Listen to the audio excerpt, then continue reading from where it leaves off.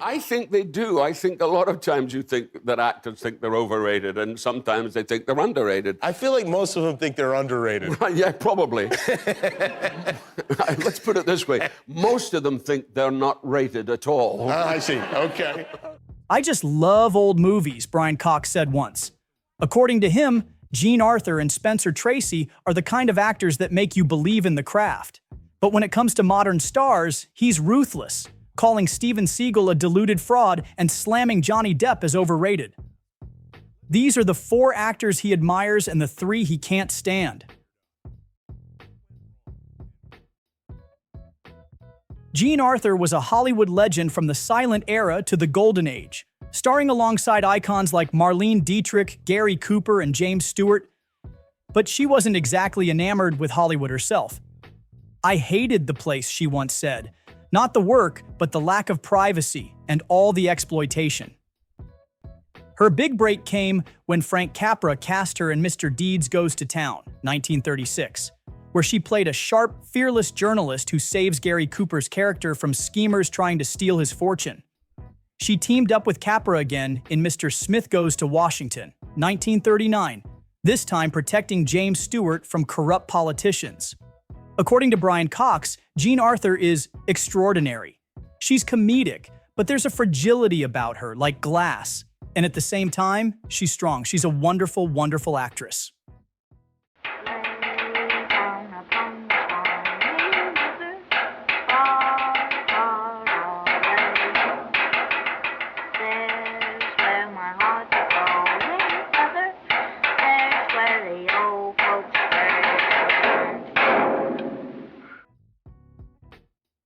Brian Cox has made it clear he can't stand method acting. He even called Jeremy Strong's approach on the set of Succession freaking annoying. But at the same time, Cox has a lot of respect for Strong. He's a very good actor. He's fucking gifted, Cox said. "The truth is that my father is a malignant presence, a bully and a liar. This is the day his reign ends." Cox also doesn't think Strong needs all the method intensity. He feels like if he went somewhere else, he'd lose it. But he won't. When you've got the gift, you celebrate the gift. Go back to your trailer. Have a hit of marijuana, you know?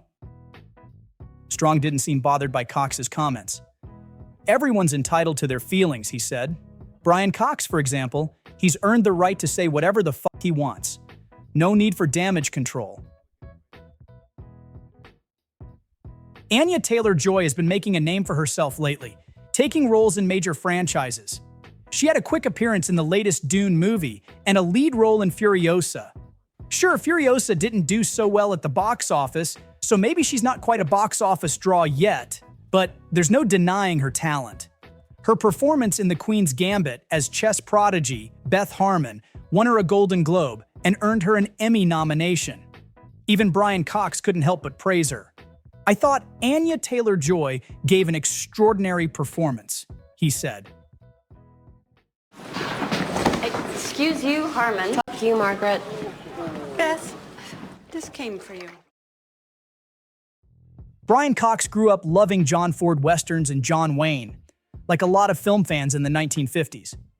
But his mom's favorite, Spencer Tracy, made the biggest impression on him. "Tracy is still one of my gods," Cox said. "One of the greatest actors of all time." He's not the only one who worships Tracy. The guy was one of the biggest stars of Hollywood's golden age and the first actor to win back-to-back Oscars for Best Actor. His peers couldn't stop raving about him. Clark Gable, James Cagney, Humphrey Bogart. They all thought he was the best. Actor Richard Widmark flat out called Tracy the greatest movie actor there ever was, and admitted he learned more about acting just by watching him. So yeah, when Brian Cox says Tracy is a god, he's got some solid backup on that. That if you take a law like evolution and you make it a crime to teach it in the public schools, tomorrow you can make it a crime to teach it in the private schools, and tomorrow you may make it a crime to read about it, and soon you may ban books and newspapers. And then you may turn Catholic against Protestant, and Protestant against Protestant, and try to foist your own religion upon the mind of man. If you can do one, you can do the other, because fanaticism and ignorance is forever busy and needs feeding. Brian Cox doesn't usually go after people personally. He focuses on talent and skill. But Steven Seagal is a whole different story. Cox worked with him on the awful 1996 buddy cop movie, The Glimmer Man, and it sounds like Seagal made quite an impression. "He's as ludicrous in real life as he appears on screen," Cox said. "He acts like he's on a higher plane than the rest of us." And Cox didn't stop there.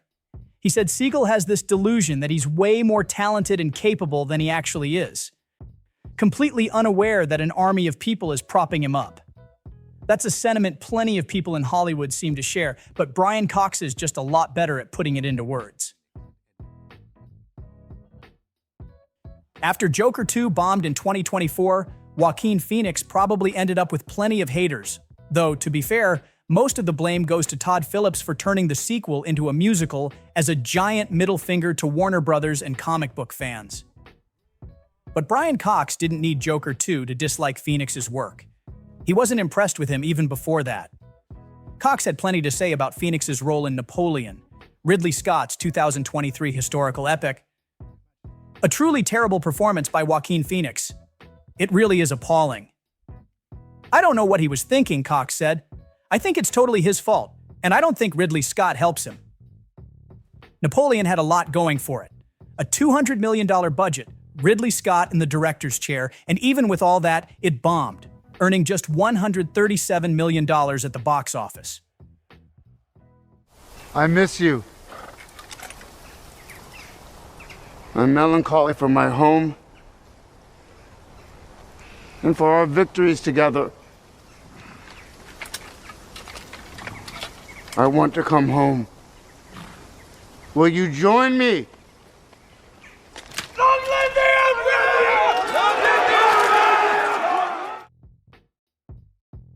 Brian Cox doesn't hold back, and he had a lot to say about Johnny Depp in his memoir. He called Jack Sparrow overblown and overrated and made it pretty clear he's not a fan of Depp's acting. Cox almost had a role in Pirates of the Caribbean, but passed. He said the part, eventually played by Jonathan Pryce, was thankless, and admitted he wasn't too excited about the idea of doing film after film in the franchise. The whole thing is just the Johnny Depp as Jack Sparrow show, and Depp, personable though I'm sure he is just so overblown. He also went after some of Depp's work with Tim Burton, especially Edward Scissorhands. I mean, if you walk on set with hands like that and a pale, scarred face, you don't really have to do much. And he didn't. And honestly, since then, he's done even less. The Pirates series has made over $4.5 billion, so I'm guessing Depp isn't losing sleep over what Cox thinks, or what anyone else thinks for that matter.